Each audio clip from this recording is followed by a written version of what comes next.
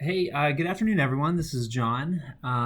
Welcome to week two. I hope you all had a very safe and happy Independence Day, 4th of July. Here we are Monday, and we're right back at it. I appreciated the great discussion and the great stories and experiences that were shared in the discussion questions from last week. And I look forward to your insight. It seems like we have a good, diverse uh, group of students here that have different backgrounds. So we have a lot with clinical backgrounds. We have a lot with other types of backgrounds. So I love that, and so I love the different perspectives of the different types of insight that you all bring. So I'm looking forward to the upcoming discussions.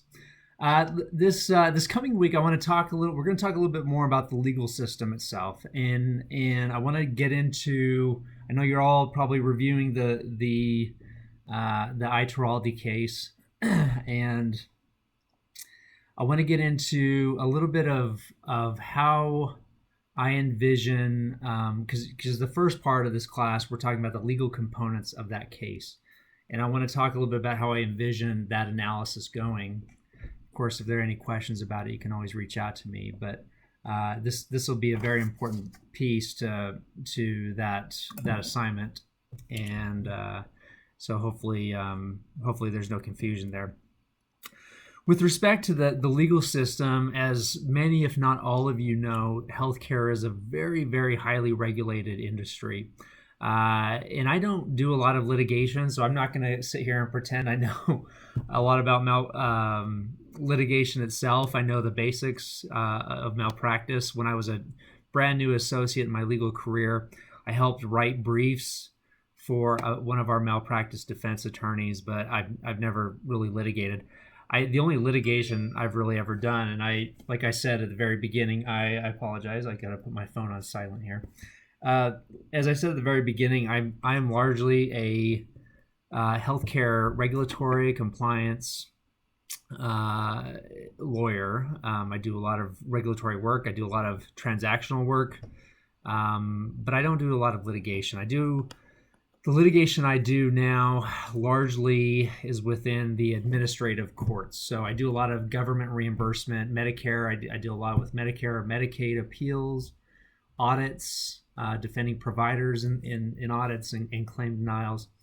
And so that is not, those are not handled in what you would sort of think of a normal court forum. Those are handled under an entirely different procedure.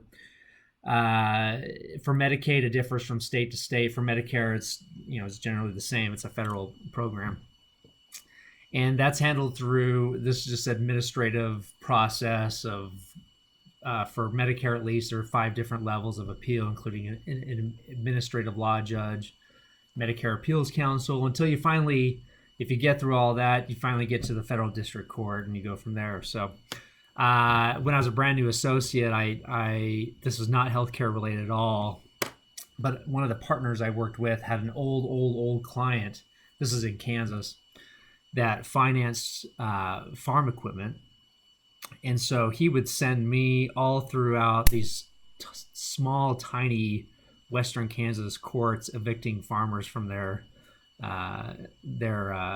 farm, for their combines and tractors for those that defaulted on their loans. So it was interesting, terrible, and and so I just wanted to stick with healthcare, to be honest with you. But so I've done some physician disciplinary matters. I think I mentioned that last week. Government licensing issues with respect to various types of healthcare facilities. But all of these different procedures are governed by different statutes, regulations, rules, depending on the form, the issue, the state, whatever the case may be. But here we're talking about medical malpractice, medical negligence, and there's a discussion in your textbook about negligence, and you kind of think about just general negligence. If you were to sue somebody for a negligent act, well, there are 4 elements that you have to prove by what's called a preponderance of the evidence, which means more likely than not, in order to succeed on your claim. Well, medical malpractice or medical negligence, professional liability, whatever you want to call it, that is nothing more than a negligence case in the medical context. So you still have 4 elements to prove by a preponderance of the evidence, or more likely than not, in order to succeed in a medical negligence case. And I mentioned these last week, but these are going to come into play. They're going to be very, very important as you analyze the legal components section of the iTraldi case. So that, there's a question in your textbook that asks whether you could be sued for negligence if a patient is injured through no fault of your own. The answer is, of course, you can be sued. You can be sued for anything. It doesn't mean that they'll succeed. It doesn't mean that there's a case. They have to prove all the elements. This is important. It's important when you go through and analyze the legal components of the iTraldi case that you analyze all 4 elements. And the reason is the absence of even one element means that there is no negligence. So it doesn't really matter how egregious the facts are. It doesn't really matter how bad the doctor messed up. If you can't show all 4 elements, then there's no case.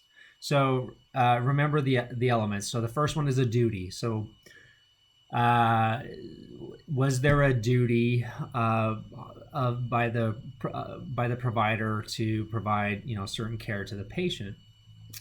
And remember, you're going to go through each one of these elements using that IRAC, the IRAC, issue, rule, application of facts, conclusion method of analysis. So each one of these elements requires that type of analysis and utilize specific facts in doing each one of those analyses. So the first one, is there a duty? Well, the issue is, was there a duty? What is the rule? Well, the rule, if you look in your text, is that a duty exists when that physician-patient relationship is established. Okay, so that's the rule. So what are the facts? Okay, what are the facts in the iTraldi case that shows that a duty existed, that shows that the physician-patient relationship began, right? So because when it began, that's when a duty arose. So you got the facts. Your conclusion is, yes, there was a duty because of X, Y, and Z. Okay, so next element is, was there a breach of that duty? Did they deviate from did the physician deviate from that duty? Did they breach the standard of care? That's the rule. Well, what is the standard of care? What's the rule? Well, you'll see in your textbook that the rule related to the standard of care pertains to this sort of reasonable person standard under the circumstances. To establish that breach, you have to establish the standard of care. Now, the standard in real life, the standard of care can vary. As you can imagine, there's this big argument between the defense and the plaintiff. A lot of times we'd see in sort of the rural areas in western Kansas that that we would argue, if we were defending the physician, that the standard of care was more localized. It was a rural standard of care. We were out in the middle of nowhere, didn't have access to all the information that other urban providers may have. We didn't have access to all the technology that they may have. So it was more of this localized rural standard of care. Now, a plaintiff's attorney is going to argue that's a bunch of garbage because we live in the 21st century and we all have access to the internet. We all have access to the same education. We all have access to for the most part, to the same technology, the same peer-reviewed articles that everyone has access to that establishes the standard of care. And so that's just the battle that goes on. And so that's something that needs to be included in the analysis. So the first one, was there a duty? You know the rule. Apply the facts. Come out with your conclusion. Second element, was there a breach of that duty? Meaning, was there a breach of the standard of care? Well, what's the rule? What is the standard of care? What are the facts that show that the physician either did or did not breach the standard of care? What's your conclusion? Okay, so you're not done. You're only halfway there. The third is causation. So did the negligent act of the physician actually cause the damages or harm to the patient?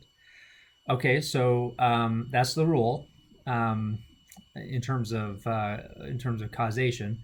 So what are the facts? Apply the facts that show causation. Come out with your conclusion. You're not quite done. The fourth element is, was there actual harm to the patient? Were there damages? You can have the most egregious, terrible facts in the world, and if there's no real harm done, there's no damages, there's no negligence case, right? I mean, the physician could still be liable from a code of conduct perspective, from a physician disciplinary perspective with the state board of medical examiners.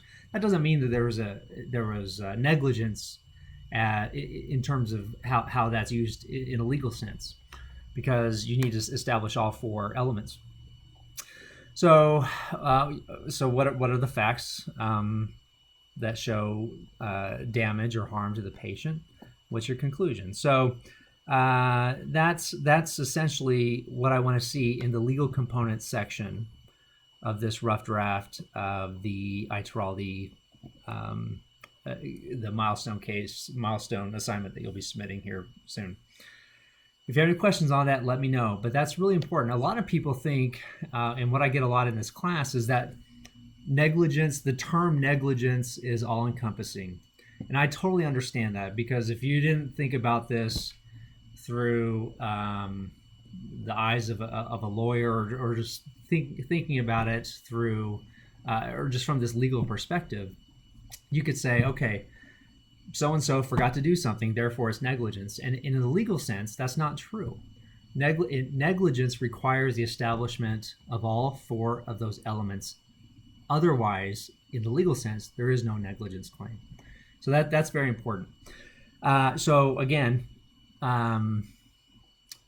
the rough draft, please, in the legal component section, is very important to go through this analysis for all four of these elements. It's very important, and I will stress this throughout the entire class.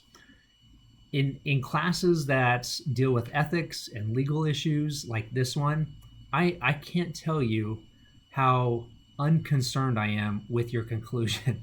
I am not worried about whether or not you get the right or wrong answer in your analysis portions of this assignment.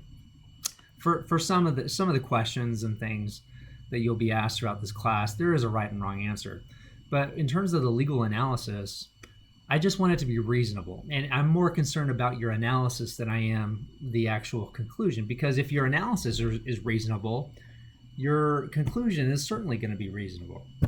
That's how it works. Not worried about the conclusion, I'm worried about the process. When I was a sophomore in college, I took physics, which I hated. But the professor taught me something I'll never forget. And I was never very good at math or science or anything like that.